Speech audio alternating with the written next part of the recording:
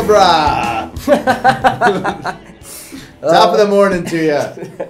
How was your St. Patrick's Day, Alex? It was great. It was great? It was great. I enjoyed myself, too. And the start of March Madness is a very exciting time. Yep. And you might be checking those scores on ESPN.com or maybe even the New York Times. And if you've got an ad blocker on right now, Josh wants to tell you some stuff. Yes, I mean, ad blocking, right? The New York Times last week, CEO came out and said that they are now testing some ways to essentially get around ad blocking. Ad blocking continues to become, a more highly discussed and debated topic in our world. Just kind of a quick recap on the New York Times position is essentially as they're testing this out, something like the New York Times and premium content sites like ESPN, the reality is they have to sell advertising. That content is not cheap to produce. So there's either two options. A lot of people kind of hate those intrusive ads. We all hate bad ad experiences. So it's on marketers to create good user experiences. Otherwise, premium content sites like ESPN, like New York Times, are going to figure out a way to still essentially make users pay. So whether that's through a subscription model like Spotify, you pay $10 a month and you don't hear any ads, right?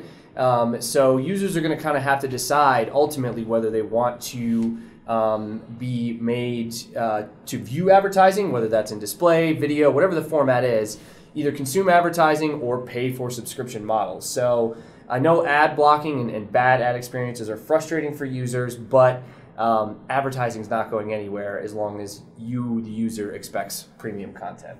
Let's hope so. Let's hope so.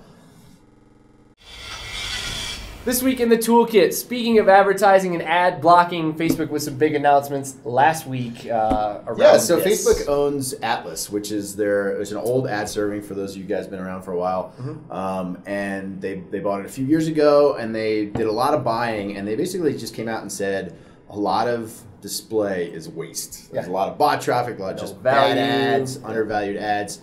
They did say they saw some inventory in video and native that worked really well, but they're basically going to cut that out of Atlas. So it's a little bit of an interesting little self-serving prophecy. The best ads were the ones that performed really well natively on Facebook. That's not terribly shocking to me. But Facebook and Atlas as a technology platform in your toolkit, we're seeing it used really well from a cross-device measurement standpoint. So really people view Atlas as more of a measurement tool than an ad-serving tool and an ad-buying platform.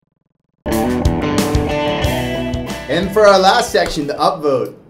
St. Patrick's Day. Everybody is recovering. We're struggling a little bit today, but it's okay. March Madness also kind of kicked off yesterday.